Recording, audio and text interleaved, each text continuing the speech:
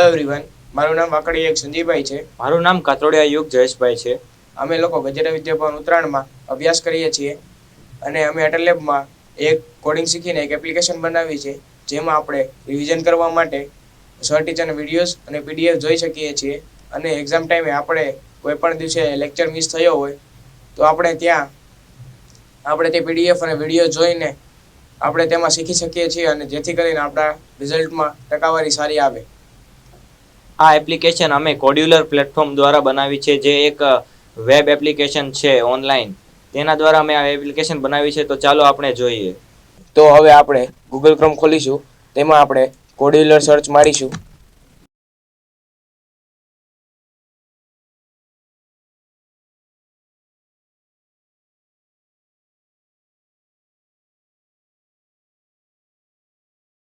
તેમાં આપણે ક્રિએટ એપ્સમાં જઈશું.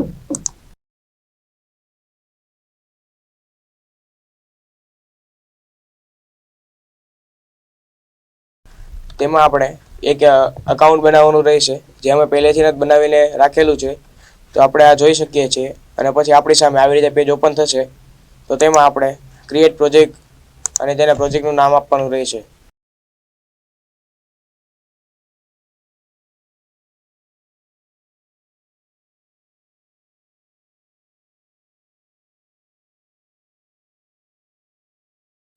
પછી આપણે ફિનિશ આપવાનું રહેશે.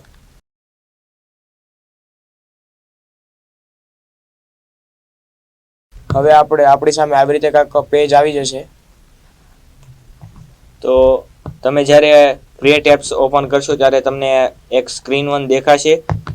તેમાં તમારે સૌપ્રથમ જો તમારી એપ્લિકેશનમાં ફર્સ્ટ પેજ બનાવવું હોય તો તમે આની ઉપર કરી શકો છો. આ બધી તે એક પેજની પ્રોપર્ટીઝ છે. તમે તેમાંથી પેજ કેવું દેખાશે, એપ્લિકેશનનું હોમ પેજ કેવું રહેશે, તેમ એડિટ કરી શકો છો. આ જે છે તે ઓપ્શન મેનુનું છે. તમને જે ઉપર 3 ડોટ્સ દેખાય છે, તો જો તમે આ નહીં રહેશે અને અનબલ કરશો તો રહેશે. જો તમારે અહીં રાખવા હોય તો તેના પર ટચ પણ થઈ શકે છે, જે મોબાઈલમાં ચેક કરતી વખતે થશે. આ છે સ્ટેટસ બાર માટેનું, જે તમને ઉપર સૌપ્રથમ જે દેખાય છે સ્ટેટસ બાર તેની માટે છે. નીચે કેટલીક એડવાન્સ પ્રોપર્ટી છે, અને તમે આની ઉપરથી એડિટ કરી શકશો કે તમારે કેવું રહેવું જોઈએ. ફર્સ્ટ પેજ તમારે અહીં ટાઇટલ દેવું હોય તો તમે ટાઇટલ દઈ શકો છો.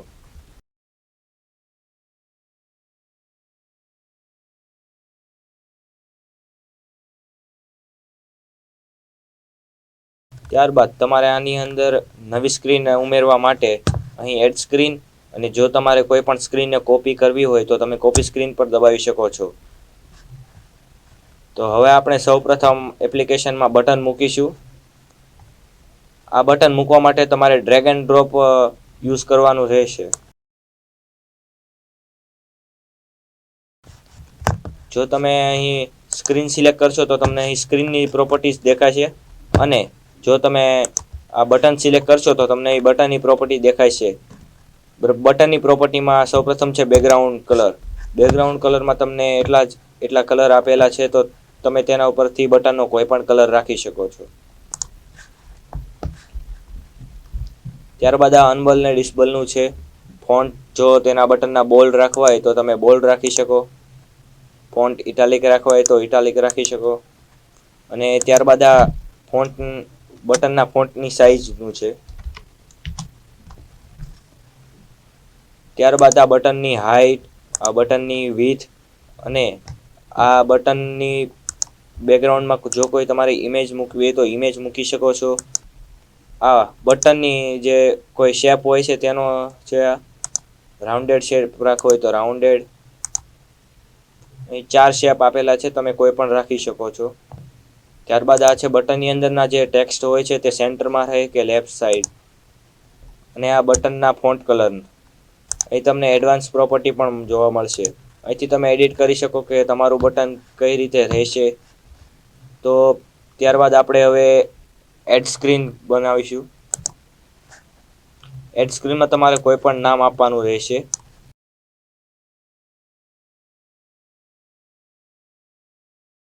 તો હવે આપણે સ્ક્રીન 1 પર જઈશું અને આ બટન દબાવતા સ્ક્રીન 2 ખુલે તેવી રીતે આપણે બ્લોક્સ મૂકીશું.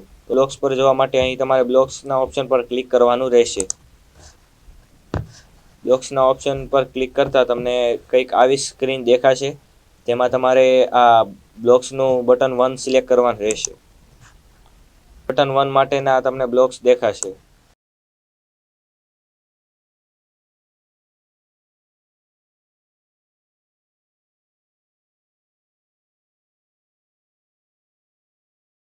અને પછી આપણે બીજી સ્ક્રીન ઓપન કરવા માટે ઓપન અનધર સ્ક્રીન લઈશું કંટ્રોલ્સમાં જઈને.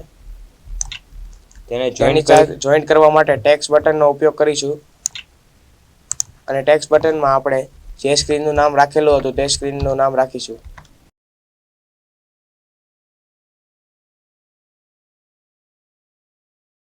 હવે આપણે મોબાઈલમાં ટ્રાય કરતી વખતે આ બટન પર ક્લિક કરીશું તો આમાં આપણે સ્ક્રીન 2 જોઈ શકીએ છીએ. જ્યારે તમે મોબાઈલમાં તમારે જો આ એપ્લિકેશન તમારી બની છે ને તમારે ચેક કરવી હોય કે આ એપ્લિકેશન કઈ રીતે રન કરશે તે માટે તમારે અહીં ટેસ્ટ પર જઈને 2 ઓપ્શન આપેલા છે. એક છે કોડ્યુલર કમ્પેનિયન. તમારે પ્લે સ્ટોર પરથી કોડ્યુલર કમ્પેનિયનની એપ ડાઉનલોડ કરવી જોઈશે અને તેમાંથી જો તમે કોડ સ્કેન કરશો, આ કોડ તમે સ્કેન કરશો એટલે તમને તે મોબાઈલમાં એપ્લિકેશન દેખાશે.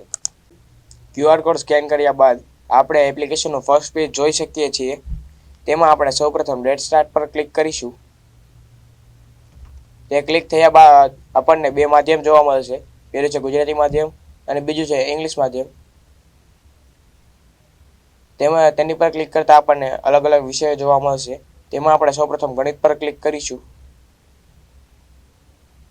ગણિત પર ક્લિક થયા બાદ આપણને તેમાં અલગ અલગ ચેપ્ટર્સ જોવા મળશે. તેમાં આપણે અત્યારે પહેલા ચેપ્ટર પર ક્લિક કરીશું. તેમાં આપણને સૌપ્રથમ ઉપર વિડીયો જોવા મળશે અને નીચે તેની PDF જોવા મળશે, જેમાંથી તમે સારી રીતે સમજી શકો છો. અને આ PDF તમારે સાચવીને રાખવી હોય તો તમે આ PDFને ડાઉનલોડ અને સેવ કરી શકો છો. આ PDF આવી ચૂકી છે. તેવી જ રીતે તમે લોકો બીજા બધા ચેપ્ટર્સ અને વિષયની PDF જોઈ શકો છો. Thank you.